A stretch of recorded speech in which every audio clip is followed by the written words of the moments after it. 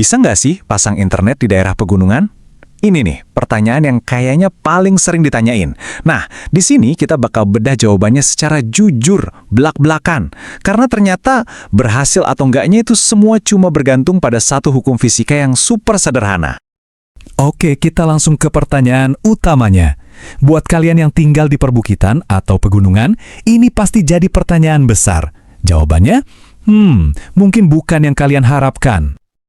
Iya, bener banget. Peluangnya itu 50-50. 50% bisa, 50% nggak bisa.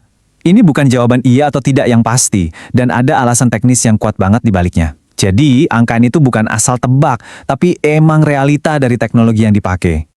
Jadi, kenapa kok bisa 50-50? Karena internet rakyat ini kan pakainya teknologi FWA alias Fixed Wireless Access. Nah, yang perlu kita semua pahami nih, teknologi ini tuh sifatnya bisa dibilang agak manja. Maksudnya gimana? Dia tuh sensitif banget dan bener-bener nggak mau ada yang namanya penghalang fisik sedikit pun. Sifat manja inilah yang membawa kita ke satu aturan emasnya. Aturan yang jadi penentu segalanya. Yuk kita bedah bareng-bareng apa sih yang dimaksud dengan jalur pandang lurus atau line of sight. Gampangnya gini deh, coba bayangin ada seutas benang lurus yang ditarik kencang dari tower pemancar ke alat penerima di rumah kalian. Nah, benang itu nggak boleh terpotong atau nyentuh apapun. Mau itu bukit, pohon yang rimbun, atau bahkan gedung. Pokoknya, sinyalnya harus bisa melihat towernya secara langsung, tanpa halangan. Ini dia hukum fisika yang udah harga mati, nggak bisa ditawar-tawar. Sinyal FWA itu kayak penggaris, lurus dan kaku. Beda banget sama air yang bisa ngikutin alur lembah, sinyal ini sama sekali nggak bisa belok. Apalagi nembus bukit atau tanah. Wah, jangan harap deh. Aturannya mutlak, sekali terhalang, ya udah sinyalnya 100% mati, nggak ada kompromi. Nah, setelah kita paham soal hukum fisika tadi, sekarang jadi jauh lebih masuk akal kan kenapa posisi persis rumah kalian itu jadi penentu segalanya? Ini benar-benar pertarungan antara lokasi di puncak melawan lokasi di lembah. Coba deh kita lihat perbedaannya. Jauh banget kan? Kalau rumah kalian ada di puncak atau di lereng, wah peluangnya gede banget. Kenapa? Ya karena jalur pandangnya ke tower itu bebas hambatan. Tapi, ceritanya jadi beda total kalau posisinya di lembah.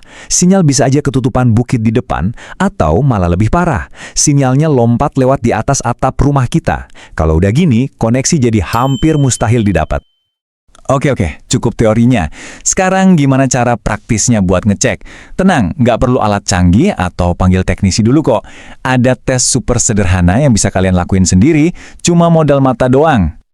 Langkahnya gampang banget. Pertama, cari titik pandang paling tinggi dan paling aman di sekitar rumah kalian. Bisa di atap, di balkon lantai 2, atau mungkin puncak bukit kecil di dekat rumah. Kedua, coba sapukan pandangan 360 derajat. Dan yang paling penting, fokus. Cari, kelihatan nggak sih ada ujung tower BTS di kejauhan sana tanpa terhalang apapun? Dan ini dia kesimpulan paling logisnya. Kalau mata telanjang kalian aja bisa ngelihat tower itu, maka udah hampir 100% pasti alat penerima sinyal juga bisa melihat dan menangkap sinyalnya dengan baik. Beneran, sesimpel itu. Terus gimana kalau hasil tes matanya ternyata nihil? Kalian udah muter-muter tapi nggak bisa lihat tower sama sekali. Apa artinya semua harapan udah pupus? Tunggu dulu. Mari kita lihat apa aja yang bisa dilakuin kalau kalian ternyata ada di blank spot atau titik buta sinyal. Kekuatan komunitas itu bisa jadi jalan keluar loh. Kalau misalnya satu kampung punya masalah yang sama, coba deh kumpulin data warga yang beneran minat pasang internet. Targetin sekitar 50-100 keluarga. Kalau datanya udah ada, bikin proposal resmi bareng-bareng buat minta dibangunin tower penguat sinyal atau repeater di puncak bukit terdekat. Kalau calon pelanggannya banyak, ini bisa jadi pertimbangan serius buat penyedia layanan.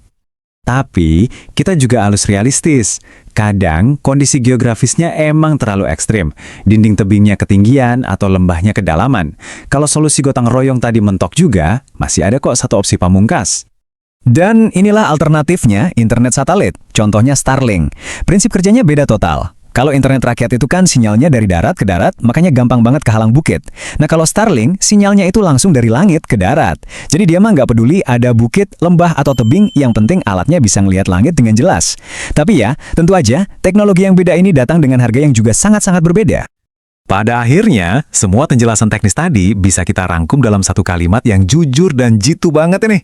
Kuncinya cuma satu. Kalau mata kalian bisa lihat towernya, alatnya juga pasti bisa nangkep sinyalnya. Tapi kalau udah benar-benar ketutup tanah atau bukit, ya mungkin memang saatnya melirik opsi lain. Semoga penjelasan ini membantu ya.